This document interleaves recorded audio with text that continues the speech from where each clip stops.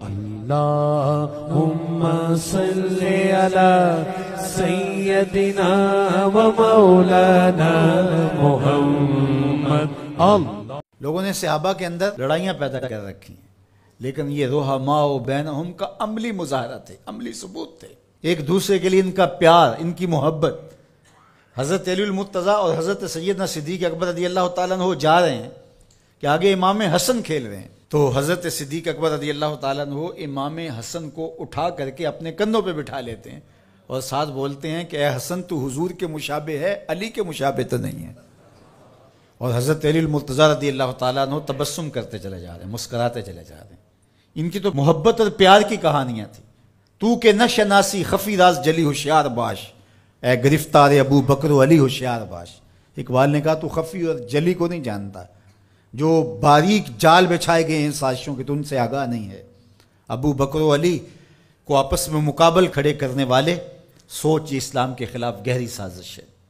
مجھے بتاؤ کہ اگر حضرت سیدنا صدیق اکبر اور دیگر اصحاب کو جو حضور کی تربیت کا جوہر تھے ان کو غلط ثابت کر دیا جائے تو پھر یہ کس پہ حرف آتا ہے؟ حضور کی تربیت پہ حرف نہیں آئے گا؟ یہ سازش تھی اسلام کے خلاف۔ جو یہ بدقسمتی ہے کہ امت ان سے پیار کرنے کی بجائے آپس میں ان کے ناموں پہ الجھ رہی ہو اور یوں گروہوں میں، فرقوں میں تقسیم ہو کے رہ جائے۔ ایک کا پیار دوسرے سے دوری کا سبب بن جائے، یہ کیا ہوا؟ ماں سے پیار کرنے کا یہ مطلب نہیں ہے کہ باپ غلط ہے، اور باپ سے پیار کرنے کا مطلب یہ نہیں ہے کہ ماں سے نفرت کی جائے اور ماں سے دور ہٹ جائے۔ ان کے اپنے اپنے فرائض ہیں، اپنے اپنے منصب ہیں۔ بھائیوں سے پیار کرنے کا مطلب یہ نہیں ہے کہ بہنوں کا انکار کر دیا جائے، بہنوں سے پیار کرنے کا مطلب نہیں ہے کہ بھائیوں کی محبت کا انکار کر دیا جائے۔ اہل بیت کی محبت کا قطعاً یہ معنی نہیں ہے کہ صحابہ پر سب و شتم کیا جائے، اور صحابہ سے محبت کا معیار یہ نہیں ہے کہ اہل بیت کا نام سن کے چیں بجبی ہو جائیں اور چہرے کا جو ہے وہ رنگ بگڑ جائے۔ ہم صحابہ کو بھی مانتے ہیں، اہل بیت کو بھی مانتے ہیں، اس لیے کہ یہ دونوں مشکات نبوت سے پھوٹنے والی کرنیں ہیں، یہ حضور علیہ السلام کے فیضان کا عکس ہیں، اور صحابہ میں اور اہل بیت میں آپس میں منافات نہیں تھی۔ تو یہ تو رحماء بینہم کا عملی ثبوت تھے، عملی روپ تھے، لیکن ہم ان کے اندر منافات کھڑی کر دی اور ان کو دو الگ خانوں میں بانٹ دیا۔ اللہ اکبر۔ کسی نے کہا کہ اہل بیت اور صحابہ ہماری آنکھیں ہیں، تو معترض نے کہا دائیں کون سی ہے اور بائیں کون سی ہے؟ اس نے کہا آنکھیں دائیں بائیں نہیں ہوتی، آنکھیں ایک ہی ہوتی ہیں۔ تو ان کی محبت ہمارا ایمان ہے، کیونکہ محبتوں کا مرکز ذات رسالت مآب صلی اللہ علیہ وسلم، پھر وہاں سے جس کو بھی حضور سے تعلق ہوگا وہ محبت اس سے پیدا ہو جائے گی۔ یار محبوب تو محبوب رہا، اللہ نے ان گھوڑوں کی قسمیں کی ہیں جو محبوب کے غلاموں سے جڑ گئے۔ قرآن اٹھائیے، وَالْعَادِيَاتِ دَبْحًا فَالْمُورِيَاتِ قَدْحًا فَالْمُغِيرَاتِ صُبْحًا فَأَثَرْنَ بِهِ نَقْعًا فَوَسَطْنَ بِهِ جَمْعًا۔ محبوب تیری ہی نہیں، تیرے غلاموں کی نہیں، تیرے غلاموں کے گھوڑوں کے پاؤں سے لگی ہوئی کھریوں کے ٹکرانے سے، پتھروں سے جو شرارے نکلتے ہیں، میں خدا ان شراروں کی بھی قسم کرتا ہوں۔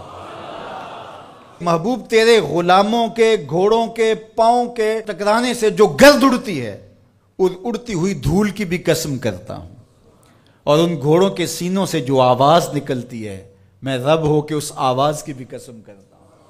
اور تم الجھے ہوئے ہو یہاں ابو بکر و علی میں۔ لا اقسم بہذا البلد، مجھے قسم ہے شہر کی۔